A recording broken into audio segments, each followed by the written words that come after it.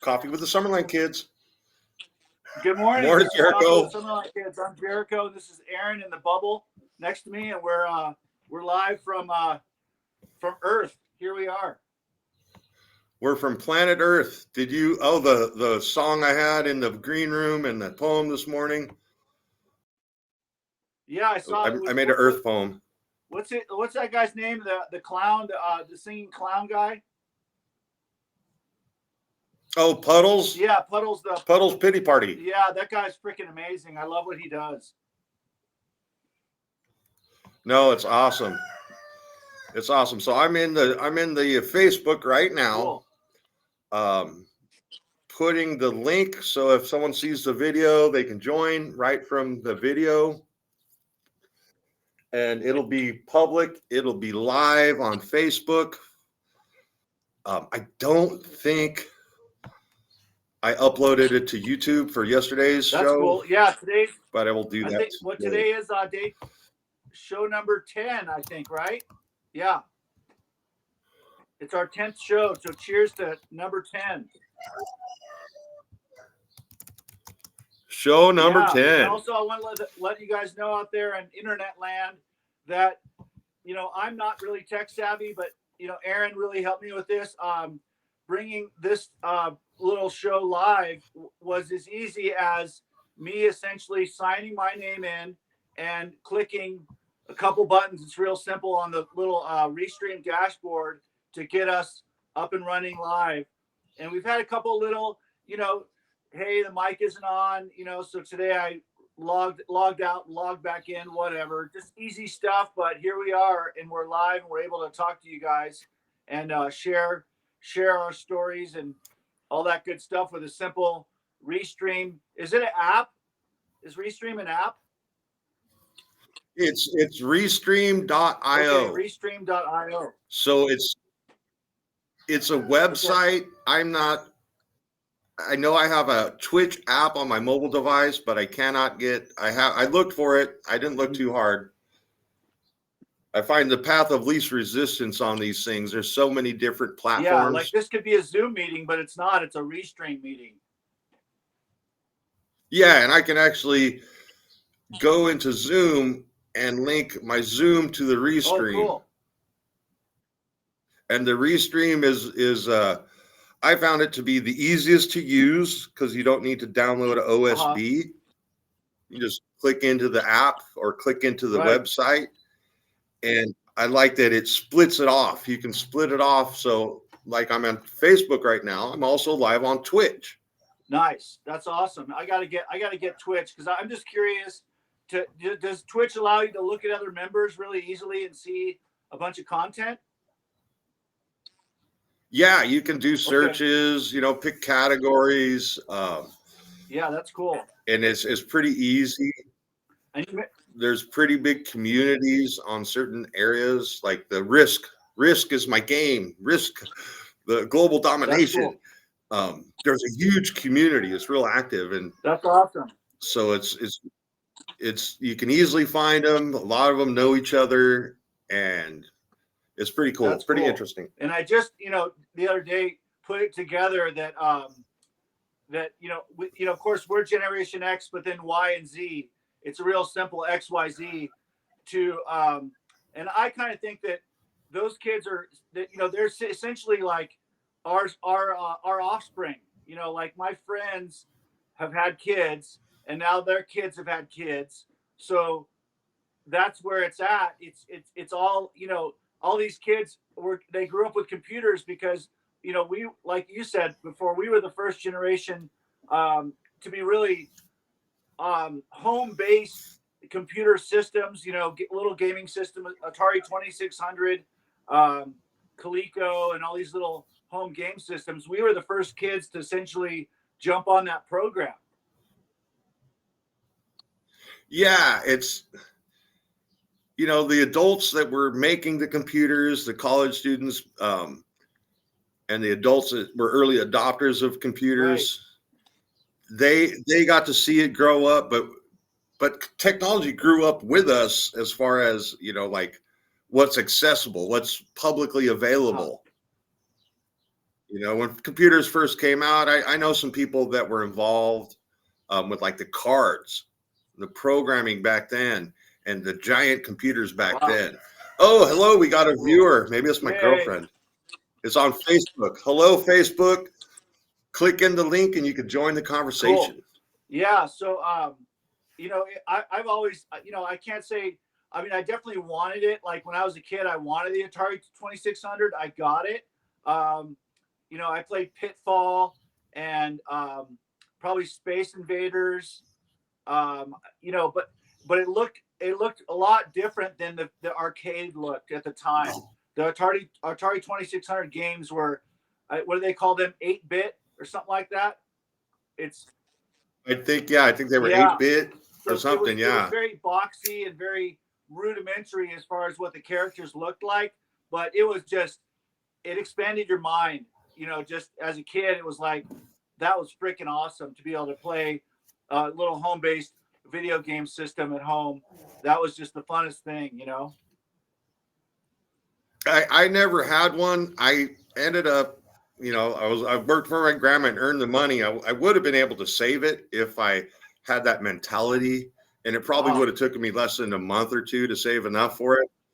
But I rode my little bike and spent every nickel in the machine. Yeah. Because I got to play at some friends' houses and I wanted one, but then I didn't know which one I wanted. Yeah. My one friend had ColecoVision. My other friend had the Atari. I had a friend with the Apple Macintosh back then. And we would play different games on all of them. And then I'd go spend my quarters in the video games at the thing. And they were just much better games.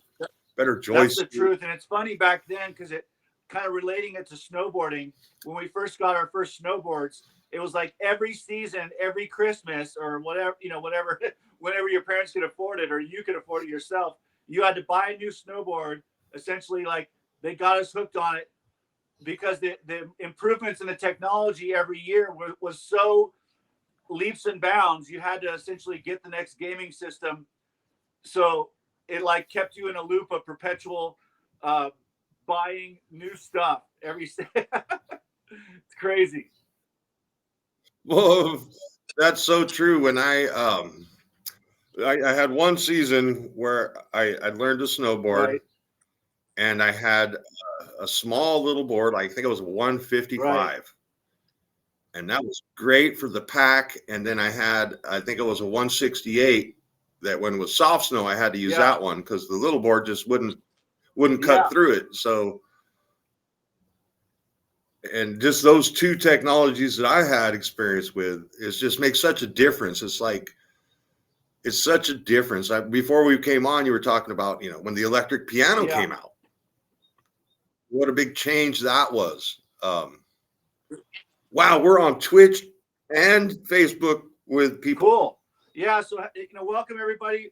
I'm Jericho Wagon. This is AWOL Aaron Riggs, and we're coming to you live. I'm in Colorado. Aaron's out in California, up in Gold Country, and we're just having our morning meeting. This is our 10th episode of Coffee with the Summerland Kids, where we just jump on and kind of freeform our conversations. And today's, I'm wearing my green tie. It's, 420 Eve for the conscious-minded folks who grew up in the 70s and listened to their parents' albums from the 60s and all that good stuff. Relating to the old Grateful Dead days and the hippie days. 420 is a celebration of essentially what do they call it? The devil's lettuce, marijuana. Oh, they can call it the devil's lettuce. And I get it. I mean, because there's a certain aspect of when you're stoned. I have experience. I have experience being stoned, believe it or not. Where things just don't bother you. Yeah. You don't, if someone's being a jerk at a club, you're just like, oh, that guy's a jerk, whatever, ignore him. Where maybe if you were drinking, you'd be like, that guy's a jerk, I'm going to go kick his ass. Or if you're like, okay, I got my house, I got my car, do I need to put in overtime this week? Nah, I got everything I need. I'm comfortable. So there is a certain aspect where I know for sure it detracts motivation, but I think it's very important not to live your life trying to do something, but just to exist and be happy with the world. And it's weird, Jericho, because the first time I got in trouble with a bag of weed, Right. we're going to talk weed today, I guess. It's 420 coming up. Yeah. I told the judge, I'm like, Judge, because I'm Gnostic. I study religions. I understand the power of Jesus and the power of faith and the power of these things. But I always misinterpreted the book, I guess, because I told the judge, I'm like, you can't take my religion. She says, what religion are you? I said, I'm Christian. She said, what? I said, the God book says herb and seed good for food, and cannabis has the most healthful seed there is for food, and man cannot live on bread alone. Excuse me, Your Honor, don't infringe on my First Amendment, freedom of religion. And it was weird because it was like back in the day where it was kind of a slap on the wrist, a fine. Yeah. You didn't have a whole bunch. And I never, even a probation officer, I told him, you want to go there?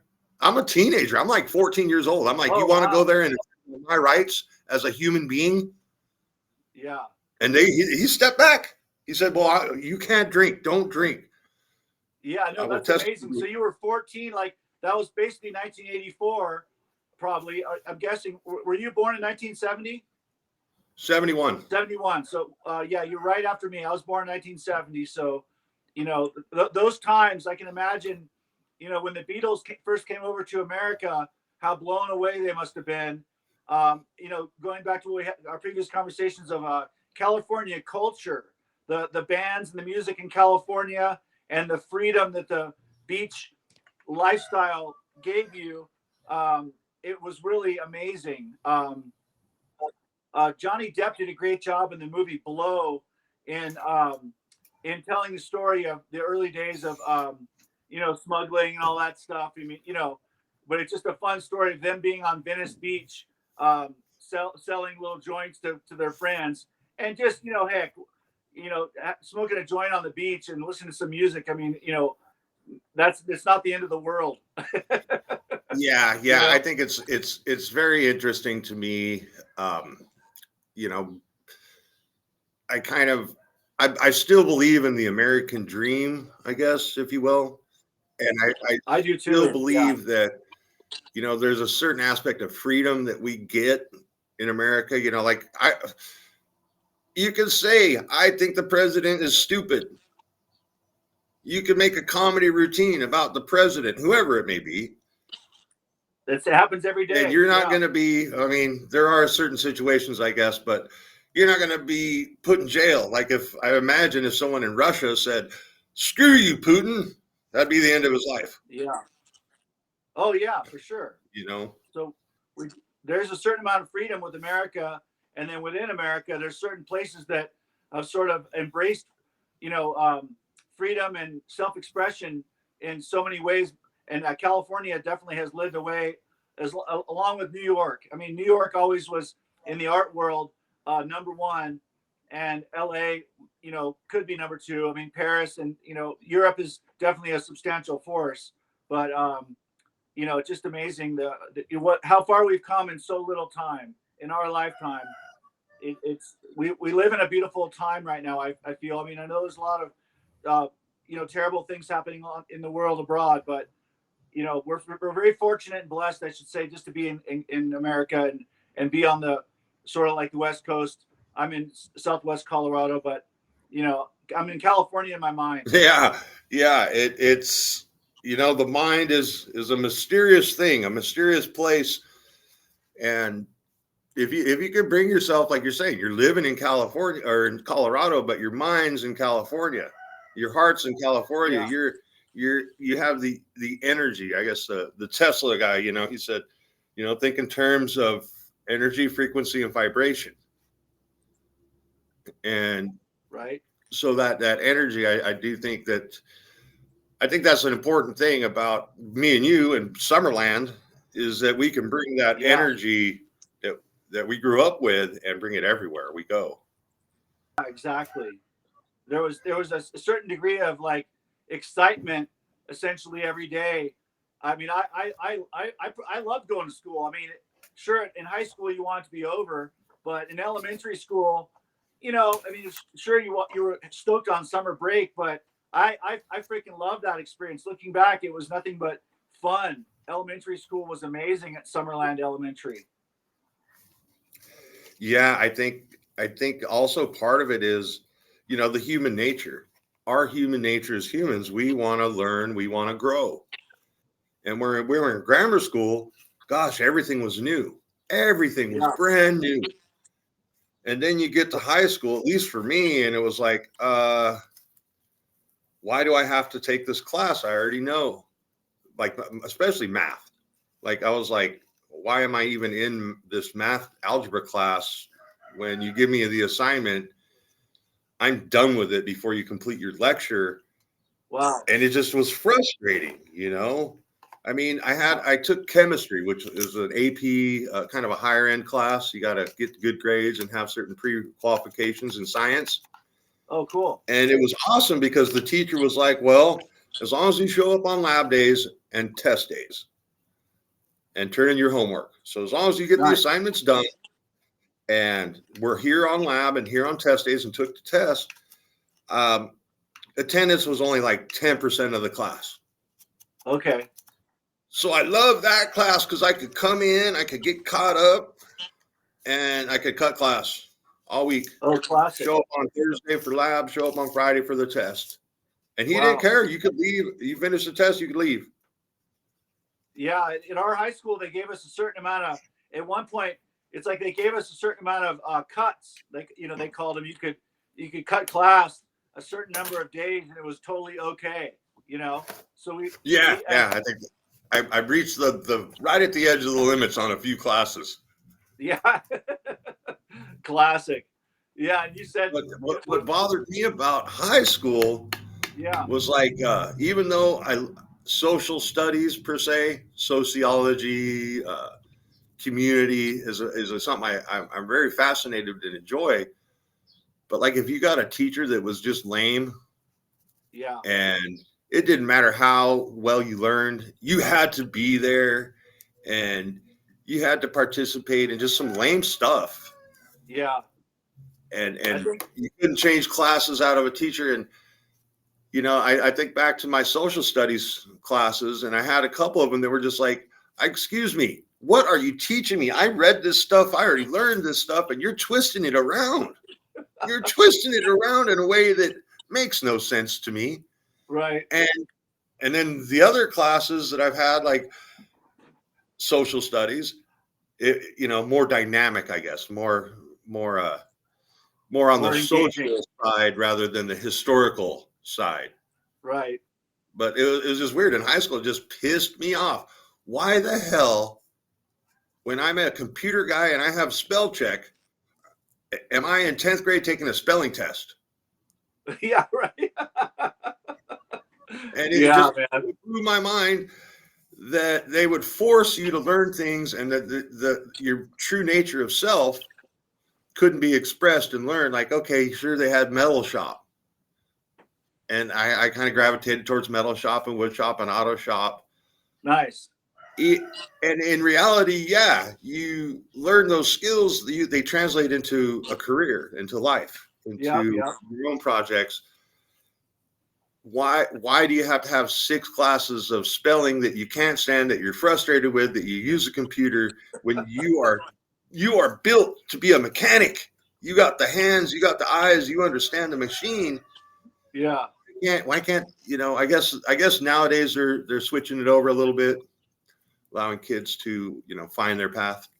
Yeah, they're bringing up those skills again, the vocational skills. I think I just heard on the radio this morning that, like, in Wyoming, they said that their teachers are going to age out in the next 10 years, so they need new teachers to come and teach welding and wood shop and those essentially, like, hands-on skills, because apparently over the course of the past 20 years, I'm guessing, they got rid of all those classes, and now they're realizing, hey, there is a need for that, because these kids, they can't do anything if they're not taught that, and you never know who's going to be the next amazing artist.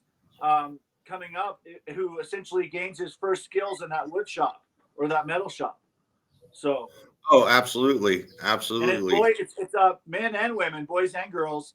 It doesn't matter. Some people just take to certain things, but if they're not able to choose it as an elective, they're not going to get that chance. And then good luck when you're 20 something, out of high school, coming in. If you and it helps to have some background in it. Like I was in a regional occupation program, auto body and paint, learning how to work on cars, and that translated right away. An owner of a business called and needed a helper, and then I was available to do it. And I had already learned some skills and basics and safety and whatnot, so I was a instant hire. So, And it's like, so you took the skill painting and just basically, I guess, your style, art, and fashion sense, which yeah, maybe took some school or not, and made those beautiful ties. yeah, exactly. Yeah, So I'm I wearing mean, one today. This is a you can really see it there. That's the print of a tire, and I put ink on the tire and then roll it over the tie, and there you go. It's something that I came up with. It took me seconds to produce. It just takes like a matter of seconds, which is amazing. And art is one of those things where sometimes it can be extremely laborious, and there's something to be said for spending thousands of hours on a particular art piece. But there's also something to be said for something that happens very quickly, with a dramatic effect. It's a satisfying thing, of course, to complete something. That's a big thing. well, and I look at like what you're saying. Okay, so it took you seconds to make the ties, but how many years of art to get the Yeah, design? How many years of paint to understand how thick or what colors go together? right. To where it took you seconds. I kind of relate this to my wand making. I make magic wands, Cool. talismans, if you will. Um, but generally, it'll take me years, Wow. and not to make the wand itself, but to find the right rocks, the right sticks, the right wire, the right pieces. It'll take me years to make the right wand, Wow. and then I'll sit down, and 20 minutes later, the wand's done. Wow. Yeah. But it's just, it's, what is it? Finding little pieces of the puzzle along the way. Um, and then having sometimes like a breakthrough, in terms of finding the right materials to work with. And then also too, the inspiration that comes from someone, in my case, just inviting me to a special event. And I had to figure out what the heck I was going to wear. And I conceived of the idea, and I bought a white jacket and, rolled the tires over the sleeves and stuff with the ink. And I created a unique look, from just a prompt of someone saying, "Hey, there's this cool thing happening. I want you to go," and me thinking, "Okay, what the heck am I going to wear?" And then coming up with that concept. Yeah, and I think that's where social stuff comes in. It's like me and you sitting here, we're just, oh, hey, let's meet up for coffee every morning. And so Yeah, we did. Oh, let's put it on a live stream. So we did. We have our conversations, and I'm doing this poetry, and I'm inspired to write one particular poem a couple days ago, and I'm motivated, just by our nice. interaction to put that into the Yeah, for song sure. machine, the song machine that I've been doing, as far as like AI, I guess. And wow, it kind of blew me away because it, I understand AI that it trains on available material. And you got to think that available material is everybody that's put anything on the internet. And so, in a way, that AI has the perspective, a multifaceted perspective of anybody that's put anything into that training. So it's a weird because the music, right? I'm putting words that are rhythmic in my mind in a poem into a music computer, and it Yeah, spits out a song. I tell it reggae or rock or whatever, but it finds the music, and it creates an art based on the information extrapolated from many artists and many musicians. It's I amazing. was talking to you off the camera yesterday about how I kind of was having moral dilemmas. Am I taking people's jobs by turning my poetry into songs, or am I adding to the beauty of the world? Right. I think that's what you're doing. I mean, I think it's like you're offered a set of tools, essentially like a platform online that you're able to work with, and you're able to put in your particular thoughts and energies into that subject, and then it then turns it out into something else. So to me it's almost like a set of pens or a set of paints, or a bunch of scrap uh, found objects that you're trying to make an art piece out of, but you're working with the computer to make the art. And I remember in junior high school in freaking 1980, I think it was 84, 85, and we had a computer lab, and there was something, I think it might have been called Logo. It was a really simple program that it was an art generating program that you could tell it right 10, left 12, and it would automatically create an action which created a design like a geometric pattern. And so we were essentially making art in 1984 in computer lab in Carpinteria Junior High School. And so you're just taking it to another level, because it's been, what is it, 30, whatever, however many years later since 1984. And now you have a beautiful tool set to work with from home to essentially excite and push the levels up. Well, yeah, I mean, it's a trip to me because I was in a conversation yesterday. I don't know if you watched the whole thing. Yeah, I watched a little bit. Yeah. And he runs the passion company. So his focus is, human emotions, passions. But he's a tech guy like me, so he understands and contemplates the tool aspect of technology. Mm-hmm. And he was kind of saying the same thing. Aaron, you grew up with tech, tech. I'm not taking anyone's job. I'm not a live performer. I consider it like a Jim Morrison thing. Like, I just haven't found the right band. And so I'm publishing my poetry in written form, but I'm also publishing it in spoken or even sung form, where obviously I got a face for radio and a voice for silence. Right. Yeah. So if I'm trying to read this poem that is so emotional, so deep, and I'm a big, hairy 6'4" monster. Right. inside of all that fur, I'm a gossamer. I just got I'm a skinny little heart. I'm a soul inside. Yeah. Big guy that's a child, that's soft, that's in touch with his feminine persona, even though I'm also, they call it the divine feminine, the divine masculine. And these spirituality things, you find that every human is a combination of male and female traits. Right. And you got to embrace both sides, is kind of what I found for me works. Yeah. You mentioned Chewbacca and Wookiee at one point. I feel like you're like Chewbacca, but you can speak English. Yeah, they started calling me that. They started calling me Wookiee. Right. Classic. And that stuck, kind of like AWOL Aaron stuck. It's right. just, That's awesome. you don't pick your nicknames. Your friends pick your nicknames. Yeah, exactly. That's cool, man. That's awesome. No, I can't believe it, dude. We're already at 30 minutes, bro. We're getting there. We're almost there. Yeah. Cheers to everybody joining us. And I will reach out to a couple friends, again, just to try to egg someone on, because Aaron said we can have up to 6 guests on this program. So that's really cool.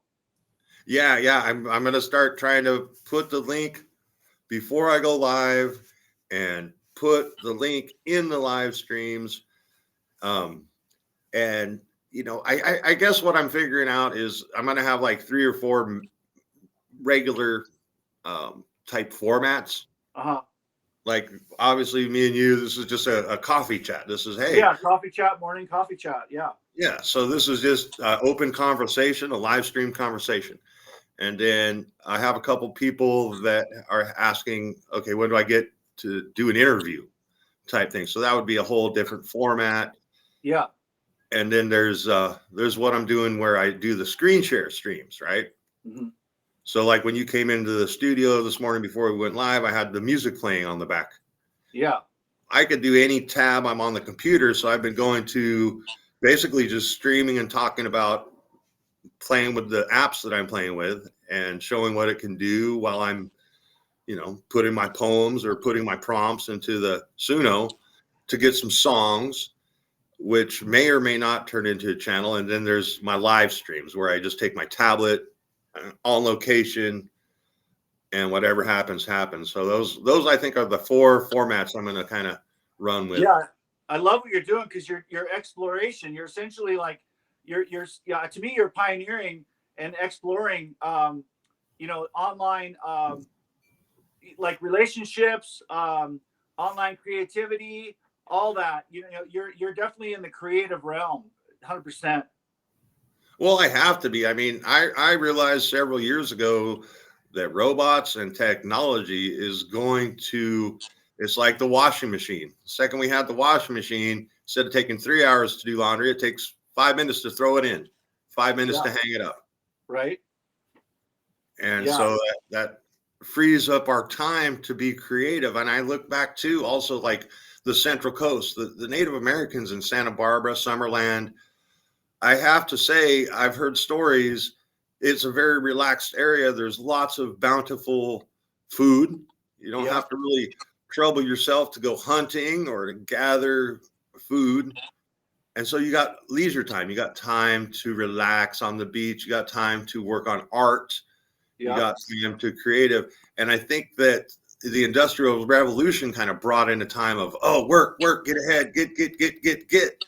And now with technology, people are starting to realize, especially you see it online, I'm not going to work. It's not even worth it, because it's not.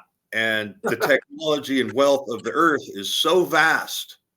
It's so incredibly vast that,